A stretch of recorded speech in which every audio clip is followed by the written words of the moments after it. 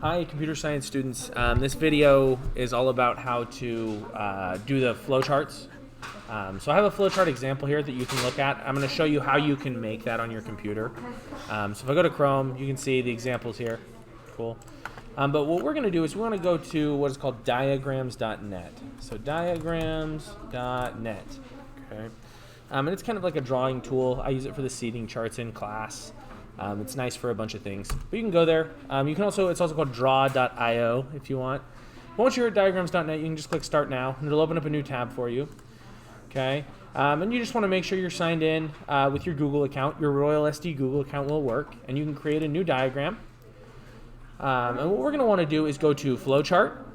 Okay. And it kind of just starts us with this flowchart here. And so I'm going to go ahead and click Create. And if I use root folder, it just saves it right in my blank area. So what I don't want to use my root folder. Actually, you should save this to your Gateway notebook. So if we go here, I can just save it right here, Gateway notebook. I can select that, and it will create it in that notebook. Okay.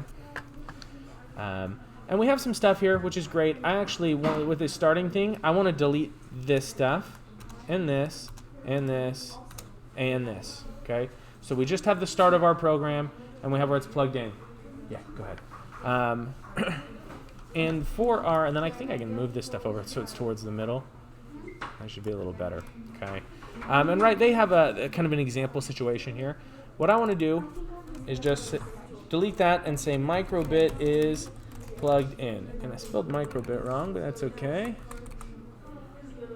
Microbit is plugged in. That's how my program will start. That's how I'm starting it. Now you may start yours on an A button press or on a B button press or something like that.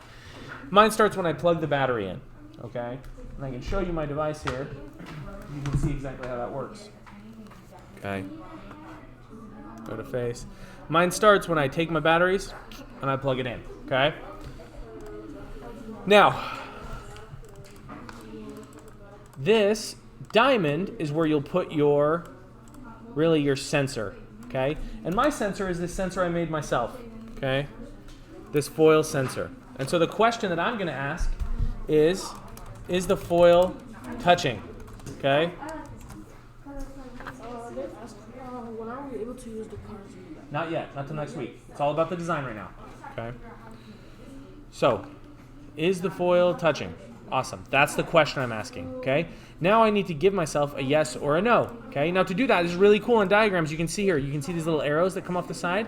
If I click and drag one of those arrows over, it creates a little arrow. So I'm going to do that on both sides, and I can double click this arrow, and it'll let me type. So I can say yes, and on this one I can double click, and I can say no, okay? So here's my yes, here's my no. Awesome. If I click here, I think I can start to make this arrow. Should be able to make it go down. I think there we go. Yeah, I want it to kind of continue down this way. So if the foil is touching on my device, that means my notebook's closed, okay? And that means I don't want the alarm to go off.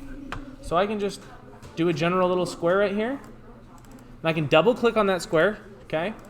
So I can choose it over here, double click it here, and I can say, just turn the LED grid off and turn buzzer off, okay? So if my foil's touching, make sure my LED grid and my buzzer are off. Now, if the foil isn't touching, that means my notebook's now open, okay? I want to do some other things. So I'm going to click over here, get another rounded rectangle, and put it right here. If my foil is now touching, I want my LED grid to turn on for 500 milliseconds. That's what I'm going to say, okay? Then I want, right underneath that, I want this kind of all to happen at the same time. I want my my buzzer to turn on for 500 milliseconds. And this on there, if you're using a buzzer, you might just say it turns on for 1 beat. Okay, that's the same. Now, after that, I want to do just a little arrow. Okay, because I want it to continue, and I want my LED grid to turn off for 500 milliseconds. And I want my buzzer to turn off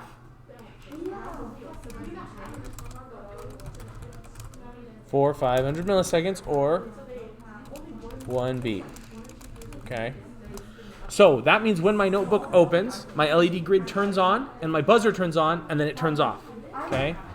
Just one time is all I want there. But then what I'm gonna do, as you can see here, this can come all the way down. And that's not what I want. I want it sort of here, I think. How do I get my arrow? You gotta mess with it a little bit to get your arrow to move over the way you want. There we go. Okay, so now you can see my arrow's pointing this way.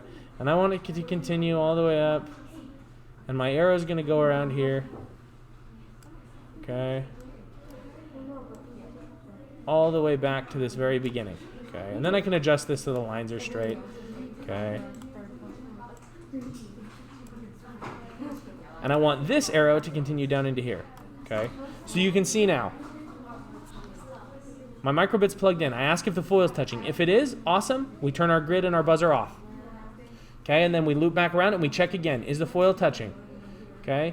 And if it is, awesome. We keep going and we just keep going. If it's a no, we turn them on, turn them off, and we check again. If it's not touching, we turn them on, turn them off. So as long as my notebook is open, that forever loop continues around, which means this here is a forever loop. Okay, right here. I have that labeled. Okay, so there's my flow chart. You can see the flow of my program, and you can see both my options. If my sensor is set off, what am I doing? If my sensor is not, like if my sensor is this way, what do I do? Okay, and you need to think about that. Now your question here might be different. If you're using a pressure sensor, if you're using a flex sensor, if you're using a light sensor, what is going to happen if the light sensor is enabled or if it's not enabled, right? And some of yours might be, okay, if your light sensor is going off, then you're setting off an alarm over here, okay? And this is turning the alarm off. That's really up to you, but this is sort of the basis, okay? I would suggest using a forever loop, so that way your alarm is kind of always working, right? It'll go off until you shut it off. That's the idea. Okay, hopefully this has been helpful, kind of shown you how to do that flowchart. When you're done, you can give this a name, you can save it, you can just do a screenshot of it and turn it in, whatever you need to do, okay? You should work on this with your group if you're in groups, or by yourself if you're individual. Make sure everybody gets a copy of it, and then submit it to me, okay? If you have more questions, please let me know. Send me an email or comment on Google Classroom. Hope this video has been helpful, and I'll see you guys later. Bye.